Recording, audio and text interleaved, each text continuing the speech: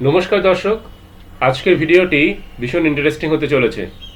আজকে আমরা আলোচনা করব যে হিন্দুদের জনসংখ্যা কেন কমে যাচ্ছে ভারতবর্ষে, এই নিয়ে একটু আলোকপাত করার চেষ্টা করব। প্রিয় দর্শক, আমি অনুপম রায়। তো হিন্দুরা কেন কমে যাচ্ছে সেই নিয়ে আলোচনা করতে গেলে আমাদেরকে ব্যাপারটা বুঝতে হবে যে সেন্সাস, প্রথমেই দেখাবো আমরা সেন্সাস রিপোর্টের দিকে, যে সেন্সাস রিপোর্টে কি বলছে। সেন্সাস রিপোর্টে বলছে যে হিন্দুদের জনসংখ্যা ভারতবর্ষে কিন্তু গ্র্যাজুয়ালি, অর্থাৎ ক্রমশ কমে যাচ্ছে, ধীরে ধীরে এবং ধারাবাহিকভাবে কন্টিনিউয়াসলি কমে যাচ্ছে। এবং প্রথম যে সেন্সাস রিপোর্ট পাবলিশ হয়েছিল 1950 সাল নাগাদ, দেশ স্বাধীন হওয়ার পর 1950 সাল নাগাদ প্রথম সেন্সাস রিপোর্ট পাবলিশ হয়েছিল। সেই সেন্সাস রিপোর্টে কিন্তু বলা হয়েছিল, মানে সেই সেন্সাস রিপোর্টে দেখা গিয়েছিল জনগণনা সংক্রান্ত তথ্যে, ধর্মীয় যে জনসংখ্যাটা সেখানে দেখা গিয়েছিল যে 85% হিন্দু ছিল। 85%-এরও একটু বেশি হিন্দু ছিল আমাদের দেশে। চিন্তা করতে পারছেন যে 85%-এর বেশি হিন্দু ছিল। এবং পশ্চিমবঙ্গে ওই রকম এখন যেটা আছে তার থেকে অনেক বেশি হিন্দু ছিল। তো ভারতবর্ষে 85% হিন্দু ছিল, সেখান থেকে হিন্দু কমে যাচ্ছে। প্রত্যেক 10 বছর অন্তর সেন্সাস রিপোর্ট আগে পাবলিশ হতো। এই মুহূর্তে বর্তমান সরকার কোন একটা অজানা কারণবশত সেন্সাস রিপোর্ট পাবলিশ করতে চাইছে না ঠিকঠাক সময় মতো।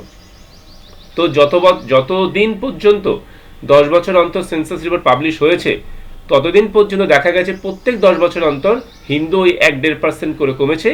এবং বিশেষ একটি সম্প্রদায়, আপনারা জানেন তাদের নামটা নিলে মানে নামটা নেওয়া যায় না, তো বিশেষ একটি সম্প্রদায় তারা কিন্তু মানে সংখ্যায় বেড়েছে, মানে পার্সেন্টেজে বেড়েছে সব জায়গাতেই। তো সেই বিশেষ সম্প্রদায় কিন্তু 1-1.5% করে প্রত্যেক 10 বছর অন্তর বাড়ছে। এবং প্রত্যেক 10 বছর অন্তর সেন্সাস রিপোর্টে দেখা যাচ্ছিল যে হিন্দু সম্প্রদায়, যারা ভারতবর্ষের সংখ্যাগরিষ্ঠ সম্প্রদায়, তারা ক্রমশ কমছে। এই প্রবণতা চলতে থাকলে ভবিষ্যতে কি হবে জানি না। তো পাকিস্তান বাংলাদেশেও কিন্তু এইভাবে পাকিস্তান বাংলাদেশ হয়েছে। বিশেষ একটি সম্প্রদায়ের যে সন্তান জন্ম দেওয়ার হার, সেটা অন্যদের তুলনায় বেশি, বা বলা যেতে পারে হিন্দুদের তুলনায় বেশি। এই যে তারা হিন্দুদের তুলনায় বেশি সন্তানের জন্ম দেয়, এটা কিন্তু তাদেরকে বোঝানো হয়। তাদের যে তারা যেখানে যায়, যেখানে ধর্মীয় কাজকর্ম উপাসনা ইত্যাদি করে, সেই সমস্ত জায়গা যারা পরিচালনা করে তারা কিন্তু বোঝায়। সেটাকে যদি মনিটর করা হতো, ঠিকঠাকভাবে ভিডিও রেকর্ডিং করা হতো, তারা কি করে, কি বলে, কি বোঝায়, অনেক কিছু জানা যেত। কিন্তু আমাদের হিন্দু সম্প্রদায়ে যে ধর্মীয় অনুষ্ঠানগুলো হয়ে থাকে, সেই ধর্মীয় অনুষ্ঠানে শুধুমাত্র রামায়ণ মহাভারতের কিছু কাহিনী আলোচনা করবে। আর হচ্ছে কি করে বলুন তো, আর হচ্ছে রাধা কৃষ্ণের প্রেম কাহিনী নিয়ে ব্যাখ্যা, সৃষ্টিকর্তা ভগবান শ্রীকৃষ্ণের বিভিন্ন রকম লীলা নিয়ে কথা। তার মধ্যে অনেক লীলা আছে যেগুলো মানুষের মানে অন্যভাবে নেয় আর কি, যেগুলো বলা উচিত সেগুলো বেশি বলে না। তো মোট কথা, আর হচ্ছে আধ্যাত্মিক কথা, কিছু দার্শনিক কথা।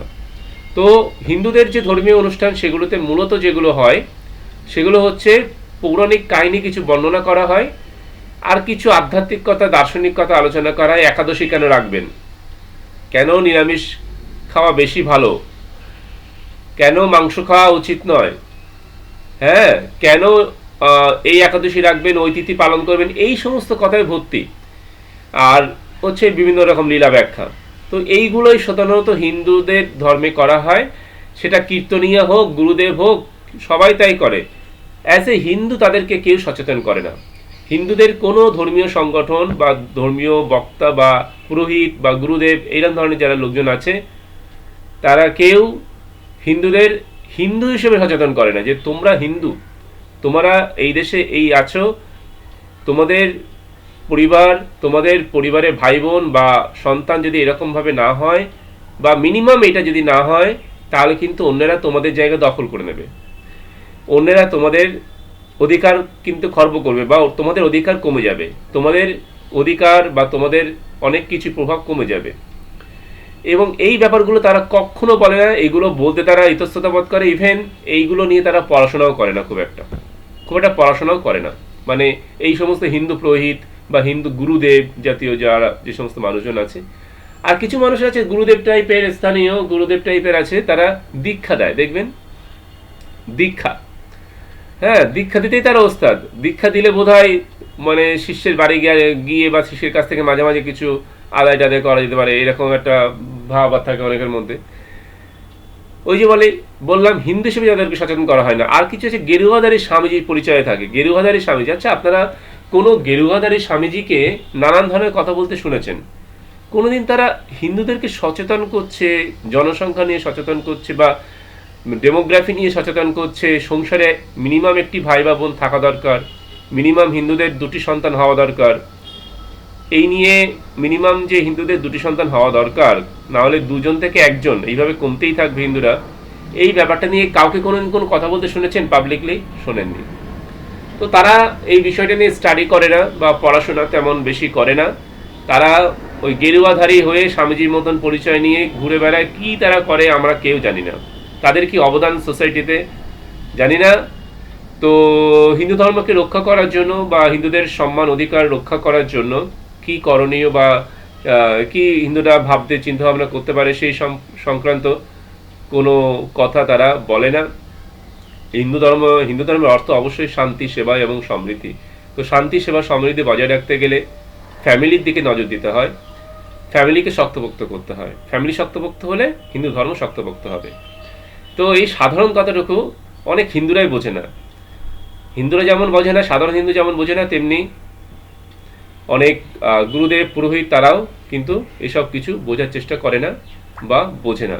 এটা কিন্তু হিন্দু ধর্মের একটা বড় সমস্যা। যাই হোক, হিন্দুদের জনসংখ্যা কমে যাওয়া এবং হিন্দুরা যে সচেতন নয় অনেক ব্যাপারে, তার মেন কারণগুলো হচ্ছে এইগুলোই। এই নিয়ে আমরা ভবিষ্যতে বিস্তারিত আরও আলোচনা করতে পারি। তো আজকের মতন দর্শক এখানেই আমি ভিডিওটা কমপ্লিট করছি। দেখা হবে নতুন কোনো ভিডিওতে। আপনারা সবাই ভালো থাকবেন, সুন্দর থাকবেন, সুস্থ থাকবেন। সবাইকে ধন্যবাদ। সবাই ভালো থাকবেন।